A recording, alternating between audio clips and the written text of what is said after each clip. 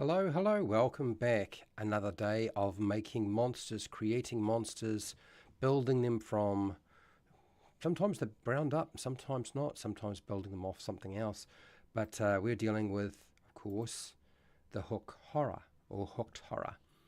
And for those of you who are into playing Shadowdark, which is just another version of D&D, yeah, this is where I'm going with this. I've got a poll. I'll put up a poll. Feel free to take part in the poll.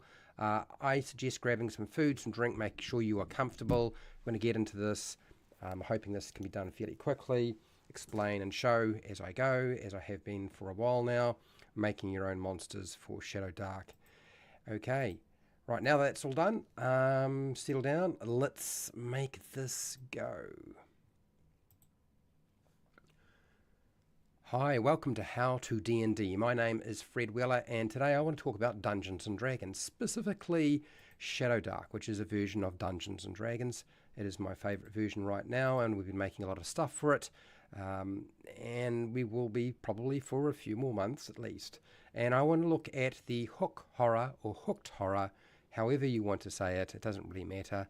This thing has horrible looking hooks on it, and I want to make this monster stat block for Shadowdark because the core rulebook doesn't have the hook horror.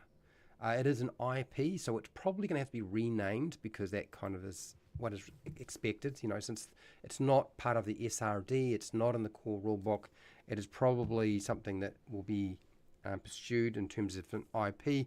So we'd have to make significant changes to it to make sure that we didn't get into trouble. But in your own home group, it's not going to make any difference because nobody's going to care because you're not selling it, right? So that's beside the point. So what I normally do when I start these, before I start explaining and showing you how to make these, is I ask people how they would go about making the hook horror stat block. How would you make a monster stat block? So here we go. How would you make whoopsies. Try it again. Make the hook horror monster stat block for Shadowdark. Shadowdark is not 5e, so it needs to be... Yes, hello, Fred Huber. Yes, the fun can continue. Absolutely. So how would you make the hook horror monster stat block for Shadowdark? Okay, there's my question. I'm going to show you what I would do, and then I'm going to come back to chat, and we'll take your ideas, feed it into the machine, and spit it out the other end, and hopefully we've got something that's interesting, okay? All right, so that means I should have a screen. I have a Google document, so I did a bit of work ahead of time, which I normally do. This is quite common. In fact, I have quite a few that I've been working on, but that's beside the point. Let's get into it. Here we go. So this is my working document for the Shadowdark RPG Monster Manual. I don't know that it's necessarily going to be called that, but yeah, this is in conjunction with AJ Pickett. AJ is, once he's no longer really, really busy, he will hopefully be back to drawing monsters and coming up with monsters, and I'll be making stat blocks for them. So here we go. Let's go down past all the lore stuff here and look at the hook horror. So that is the stat block that I started off with. So hook horror, a large bipedal armored beetle with a vulture beak and hooked arms. And I think that pretty much covers every aspect of the hooked horror in terms of what it looks like, right? I think we've got it pretty much nailed down. So now the next thing that needs to be done is we need to determine its monster level. This is the level of our monster. I've put down here monster level 5. Why have I selected 5? If you look at 5e Monster Manual, if you grab that thing and you start looking at it and checking it out, the hook horror comes in at a very sort of tidy 3. But challenge rating in 5e is not a very good indication, so it's not necessarily the thing that I think is most important. So I have usually found that monster levels and some of the aspects of the monsters are better if you go back to AD&D or basic D&D, and so we're looking at the second version of AD&D and the hook horror. What does it have? I usually look at the number of hit dice. It says it's got 5, so that is why I've gone through from the challenge rating of 3 to 5, because I think that is its true level for this monster. It's neutral in terms of its alignment, so we'll mark its alignment down as neutral, because it's not necessarily an evil creature. It is just trying to survive in caves, off rock faces or cliff faces. So that's all that done. So that was nice and easy, not hard to do. Next, what AD&D can't do is provide you with the stats, with the strength, dexterity, constitution, intelligence, wisdom, charisma modifiers. Usually it doesn't have those things. The stat blocks are a different kettle of fish. So we're going to go to 5e and look at the stat block there. That's what I'm going to take. So in 5e, the Hooked Horror has a strength of 18, so that's a modifier of 4. So we're going to lock down 4 for now. So that is our first number that we've got in here. Dexterity is a 10. So we don't use the scores in Shadowdark. We just use the modifiers. So dexterity is going to be a +0, because that's what the modifier is for 10. Our constitution. Well, our constitution is a 15, so that should be a +2. Okay, so a +2 is what we'll take. It's intelligent. It's not an intelligent creature, so what we're going to do is we'll take the 6 for our intelligence score, and the modifier is a -2, so -2 is what we want. And then wisdom, its wisdom score is 12, so its modifier is a mighty +1. So we'll take +1, okay, put that in, that's all right so far. And then charisma, our charisma comes out at a very low 7. Okay, that's fine, that's a -2, so we're going to transpose -2 across. Now, if you're making your monster from scratch, you can make up these numbers within a certain sort of range, I've found. So what we do is we take this concept here and we check it against the table. Now, this table here that I'm showing you is on my Patreon for free. You can download it. You just need to be part of the free tier. You don't have to pay a cent. It is here so you can make monsters. Okay, that's my intention.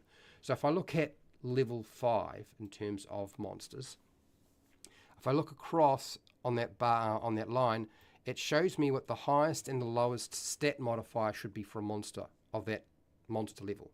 So level 5, the lowest would be a -4, or a +4. Okay, so if I look at the stat block that I have here, I don't have anything that is anywhere near a -4, so we're all good. And the highest number that I have, or highest modifier I have, is a +4. So that strength is fine. So all of those numbers can sit within there perfectly fine. There's no issue. Wonderful. The next thing, we look at how fast does the creature move. That's movement. So in 5e, it is listed as having a speed of 30 feet or a climb speed of 30 feet. So what I've done is I've put down near, because Shadowdark is broken up into its abstract movement. So close is about 5 feet, and anything that's a bit more than 5 feet to up to 30 feet is near, and double near is anything that's more than 30 feet up to 60 feet, and then of course far is as far as you can see. We don't ever make monsters that have far as their movement, because they're essentially teleporting. But this sort of fits in line with 5e. And if I go back to AD&D and I have a look at the movement speed for the Hooked Horror, I can compare that and have a look and get an idea of what's going on here. Now it says here its movement is 9. And I've found that, quite often monsters will have a movement of about anywhere from 6 to 9 to 12. I feel like that's all can easily bunched up into near. It's not really double near. It's not really, really quick. It doesn't say very much about climbing in the stat block itself, but if you look underneath, it does talk about how good it is at climbing, and the fact that it hangs from a cliff face. So this is why I've included in brackets climb. So you can move near or climb near, which is about 30 feet. Okay, so that was easy. All right, so armor class. No point looking at armor class for AD&D because it's reversed. So we're going to be looking at, and Shadowdark uses, a good armor class is high and a low armor class is bad. Like those are, yeah, that's basically the concept. So 15 and 5e is the armor class for this monster. Okay, so that might be fine. There's a couple of things that we can look at to determine if that sort of makes sense. The first is to go back to our table again. And under level 5 monsters, we look for armor class. Now, armor class has a really wide range. It says anywhere from an 8 to a 17. Well, 15 is at the high end. So we can assume that it's got some sort of natural armor because of its beetle nature. And its dexterity modifier is a 0, so that would be 10 plus 0, which is 10. And then the rest of the 15 that we're getting from it is related to its natural armor. We don't need to write in the word natural armor. Okay, the only time we have in brackets beside armor class is when there's a shield involved or they're wearing some sort of physical armor like plate mail or scale mail or leather armor or something like that. Okay? So we don't need to worry about that. So that's all done. So that'll be fine. That works within the parameters of it. Next is hit points. We have to determine how many hit points this monster has. Well, we have our constitution modifier and we have our monster level. So that is all we need. And if we look at our table, level 5 monsters, number of hit points they tend to have. Whoopsies. I don't want to move that. Okay. This here is the number we're looking at. So between 21 and 26, with the average or the expected value being about 22, depending on your constitution modifier. So that is really sort of where we're at. So I would expect to have at least 22 or more hit points for this monster. So how do we figure that out? Well, all monsters have a D8 for their hit dice. And so we take that 8-sided dice, we take the average, which is 4.5, multiply it by the monster level, add the constitution modifier only once. No matter how many levels of monster we have, you only add the constitution modifier once, just like your player characters. So that's a very easy formula to figure out. We just grab our calculator, which I have done, and we plug in 4.5, which is the average of an 8-sided dice. We multiply that by 5, and we get 22.5. Okay, then we have to add the con modifier, which is a plus 2, so add the 2, and we get 24.5. Well, we just round down, it is now 24. So that's why our hit points are 24. That was nice and easy. Next thing, how many attacks should this thing have? And if we have a look at 5e, it says that it has 2 attacks. Now that might work. It might be fine for a monster of this type to just have 2 attacks. The other thing is we can look at AD&D to have a look at how many attacks it has off there and get an idea of roughly what's going on, because it does stipulate sort of how it works in combat. And one of the first things you start to realize is that attacking with the bite and the claws is complicated. AD&D hooked horror is a little bit complicated. Okay, so what does our table tell us? So level 5, how many attacks? Between 2 and 3. So why did I go with 3? I went with 3 because, one, it's an ambush monster and it's also a tank. It's a soldier monster. It is not an ambush monster that drops on you and tries to get the surprise, but is actually quite weak. This thing is quite strong. It's armored. It is built for combat. And it's built to kill. So I went with, let's give it 3 attacks, which is why I've included that. Now, the damage they do could be anywhere from a D6 to a D8.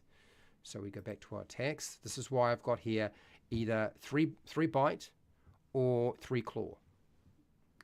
You can, you just mix it up. Now, the reason why I've gone with 1d8 is the damage for the bite and the claw. Primarily is because of this. I don't want you to just lean on whichever one has. If you have a choice, I want you to be able to mix and match the bite and the claw narratively when you're using the monster. But I don't want you to lean to and decide, well, hang on, if the bite only does a D6, but the claw does a D8, then I'm always going to use the claw over the bite. So this is why I've made the bite and the claw exactly the same. I haven't differentiated them. We could, of course, break it up and say you get 1 bite and 2 claws. That would be fine. It's got no ranged attacks. The hooked horror. It's it just drops on you, and it's a melee monster. So it could be built that way. That would be fine too. But the amount of damage it's doing is certainly within the parameters. 3 attacks, bite or claw, doesn't matter. Okay, nice and simple. Next, why have I got here a +5? Well, usually with monsters that are making sort of natural attacks with their body parts, I consider that finessable. So I would either take my strength modifier, which is a 4, or my dex modifier, which is a 0, so I'll take the biggest one. Focus on that, and it's either going to be that value or a little bit more. But the other parameter when you're building your attack bonus for your monster is your monster attack bonus should probably be about 5, or 1 point up or 1 point down from there. So I wanted to have it sit right smack on the same level as the monster, and that's fine. I'm only adding another 1 to that D4 for the strength modifier. You don't want to go lower than your strength modifier or your dex modifier, whichever is the higher one. You don't want to go lower, but you can go up a little bit if you need to, by 1 point, 2 point, 3 points, whatever. But yeah, the biggest and most important aspect, I think, is the monster level. Now, this table here, you'll notice, it says attack bonus can be anything from a +0 to a +6, which is true. If you look at the monsters that have been built in Shadowdark in the core rulebook, this table is based off that. But I still recommend go with either a 5, a 6, or a 4 for the hooked horror if you're doing your own sort of adjustments. Okay. Difficulty class between a 9 and 18 if we need that. Okay, good to know. And so we need to go back and start dealing with its special abilities. So we've got our attack, and now what is the thing that makes this stand out of all the things the hooked horror does? What does it do really well? I know a lot of people will say, well, I think the hooked horror should grapple. And I don't think that's actually true at all. I think that is probably sort of assuming that the hooks are for grappling. They are for holding onto the side of a cliff face so that it can drop down, and for attacking and causing damage, absolutely. But ultimately, it's not really for grabbing, if you ask me, even though they kind of look like they do that. So I don't think grabbing or grappling is an aspect of the claw that needs to be built in, which is why you don't see it here. Okay, that's in 5e. But one of the things that does stand out is the fact that it has echolocation. All monsters have dark vision in Shadowdark, so we don't need to worry about that. I think we leave that alone. We don't need to go anywhere near that. It does have keen hearing. So I put here sensitive hearing. And 5e it says here, hooked horror has advantage on wisdom perception checks that rely on hearing. So I've just put down advantage on wisdom checks that rely on hearing. I think that is its special ability if we were looking at 5e. But again, like all things when it comes to making monsters, we always want to go back to AD&D, which is what we're going to do right now. And we want to look at how this monster is built. So I'm going to have to take my glasses off to be able to read this tiny text. Sorry, people. So this is what the first bit of this book said. My eye's going to adjust enough so I can read it. Okay, here we go. The hooked horror is bipedal, underground dwelling monster that looks like a cross between a vulture and a man with hooks instead of hands. Well, yeah, I might even say it's a beetle rather than a man. Hooked horror stands about 9 feet tall and weighs almost 350 pounds. Okay. It has a tough molten grey exoskeleton, okay, like that of an insect or a beetle, I guess. Its front limbs end in 12-inch long claws. Its legs end in feet that have 3 small hooks. So it's all designed for hooking on and climbing. They look long and sharp. Those toes, okay. Its legs. I've already said that. Okay. Its head is shaped like that of a vulture, including the hooked beak.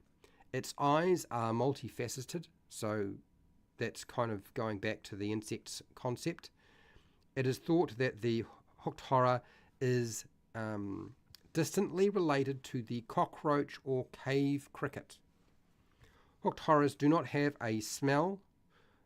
Do not have a smell to humans and demi-humans. But animals would detect a dry, musty odor. Okay. All right, so you can't smell. There's not a distinct smell that they give off. That's what it's trying to say. Okay, I understand now. They communicate in a series of clicks and clanks made by the exoskeleton at their throats. In a cave, this eerie sound can echo a long way. They can use this to estimate cave sizes and distances, much like sonar radar of a bat. So that's the echolocation thing. I don't think we need to worry too much about that in the stat block. It's not really a factor for Shadowdark. Let's go to combat though. Hooked horrors have acute hearing and are surprised only on a roll of 1. So the idea being is you're trying to duplicate that they are difficult to surprise. I don't know that we need to worry about that. I think we just go with the fact that you get advantage on wisdom checks to rely on hearing. Okay. They always know their territory and they try to ambush unsuspecting travelers or denizens. Each round they swing with both hooks. If in any of those rounds both hit during that round, the beaks hit automatically. So there's the idea if you hit with the hooks, then you would hit with the beak automatically. I don't want to do that necessarily. It certainly is an interesting concept, but I'm not sure that it's absolutely necessary for this monster. They automatically inflict 2d6 points of damage each round with their beak until at least one of their hooks are dislodged. So I think the idea being that they could potentially use, this is why I made 3 attacks. 2 hook attacks, one with each one, and then the beak as well. Eyesight of the hooked horror is very poor. They are blinded in normal light. They use their extreme acuity hearing to track and locate prey. Once their eyesight is so poor anyway, okay, so don't worry about that bit. They suffer no penalty or movement penalties if blinded or in complete darkness, which again makes a lot of sense. They attack silently. They attack silenced opponents with their penalties. Okay, blah, blah, blah. So a lot of this doesn't really mean very much. The hooked horrors are natural climbers. That's why I've put down climbing in brackets, as their hooks give them excellent purchase on rocky surfaces. They can move at normal speed up vertical surfaces, which is why it is again in brackets that are sheer. Their great weight means that they cannot hang from the ceiling like other insects, but they could climb a wall. So it gives you quite a lot of information. It doesn't necessarily give you a lot. The big standout thing the AD&D is trying to do is to say that if you hit with the 2 hooks, then the bite is automatic. I don't think we need to worry about that. I don't think we need to get into that nuance. I think this will do all that we need it to do. I know it looks super simple. You might be thinking, well, your hooked horror should probably have something much more advanced. That's 5e. 5e gets into nuance and gets a bit funky, but I think the primary aspect of your hooked horror is actually tied into that one stat block right there. I think it does all the things it essentially needs to do, and the rest can be done by the game master. Adjudication, basically, okay, and narrative. All right, let's have a look at the chat. Hello, Jasper. How's it going? Nice to have you here, mate. Jasper is a patron. And, geez, I don't even know. How long have you been a patron now, Jasper? You must be getting up there by now. Clawmaster.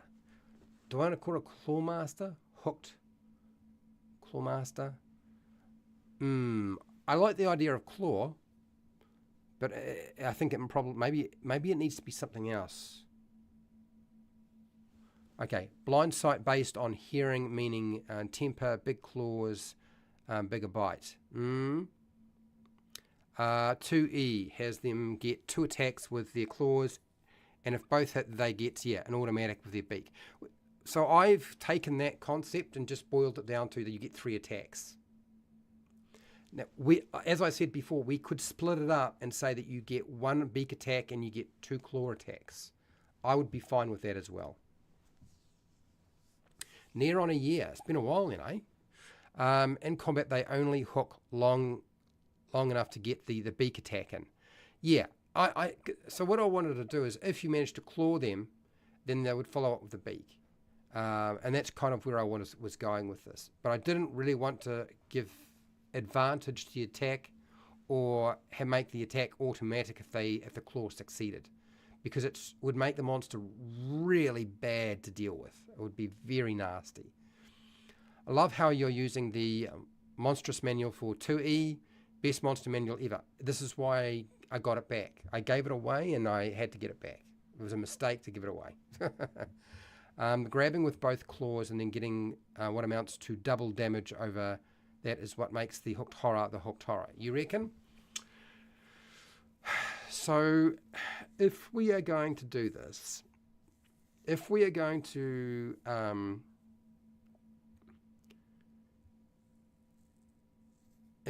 put in something that works that way, which we could potentially do that.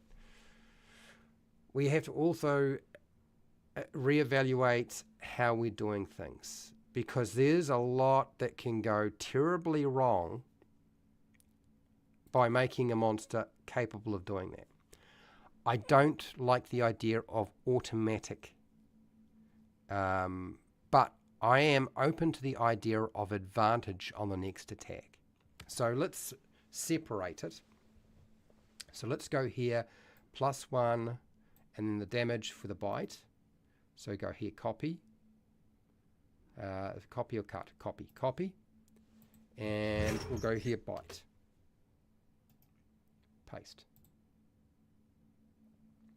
We'll go here, 1 bite. And 2 claw. We are going to make the claw less damage. And we'll go here plus, because I think we can do that. What do we want to call it? Hooked. We'll call it hooked. We'll make a new ability called hooked. How's that sound?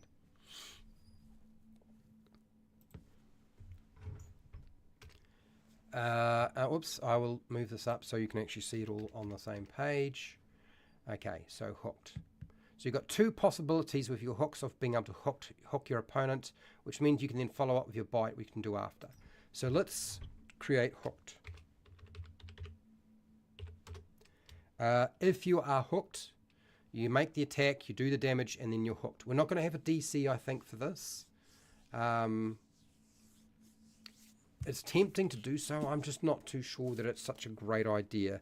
Sometimes they do that, sometimes they don't. It really I am not a fan of 2 dice rolls to resolve something.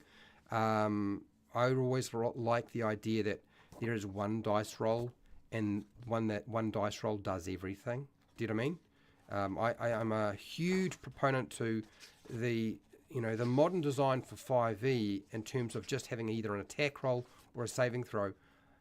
Out of all the things they've done, that is the best thing they've ever done. I think that is a great idea. I have no issues with that whatsoever.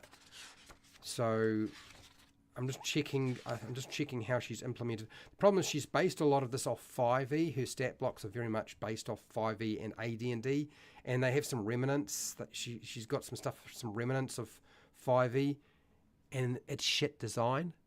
It's not what I consider good design. Yeah, so there's a DC for the grab with the roper. Even though you make an attack, you do damage, then you got grab, and then you got to make a strength check. I think we get rid of that completely. We just have advantage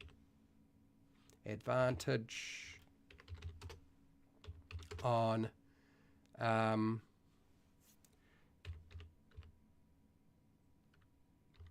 melee attack rolls. Okay. And then, so we are hooked. Now, if you want to get unhooked, we need to have a break-free thing. So I'm making the hooked thing automatic. If you hit, you're hooked. That's it, right? So the next thing is, how do I break free? So we're going to go here, DC. Let's go DC 15 because the roper does this as well. DC 15 strength. Strength check. On turn to break free. And I think that would give us what we need. So if you manage to hook them, you get advantage on your melee attack roll. Okay? Or we could say you get advantage on the beak attack roll. On the bite attack. Bite or beak? Oh, let's make this a beak. It's a bite. Well, it is a bite. Bite, beak, bite, claw, claw, claw.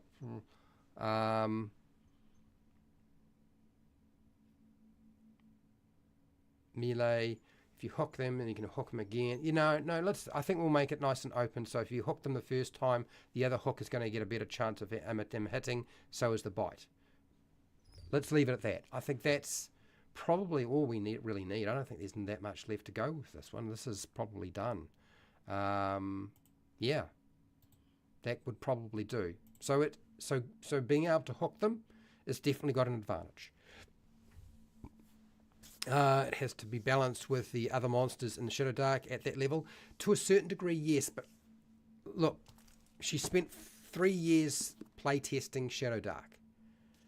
I have been playing through and using these monsters myself, and there are some monsters that are much more deadly than other monsters of the same monster level. So I don't really believe that the monsters are super well locked into their monster level. What is locked in is how many hit points they get. There is a formula for figuring out their armor class, but it's very broad, so it's not that much of a factor. The number of attacks it gets is very much determined by its monster level. Those sorts the amount of damage it does. There's really, I mean, ultimately, when you look at it, there's only about a handful of different things in Shadowdark where a monster's numbers actually are very important, and that Shadowdark has kind of put a lock on them. So if we look at level 5, but it's the same with all of them, I would say the number of attacks they get, the attack bonus is so broad in Shadowdark that it's not a good indicator. I think that is a problem with design myself. But I have to work on based off what somebody else has created. So if I revise this, I would adjust this, and it would not be 0 to 6 because I don't believe that's a good idea. So number of attacks, the amount of damage is very much spelled out based off your monster level. The number of hit points, very much a factor of your constitution and your monster level. So that is very much it's locked in. That gets really broad, and not a very good indication is armor class, and not a very good indication is difficulty class or DCs.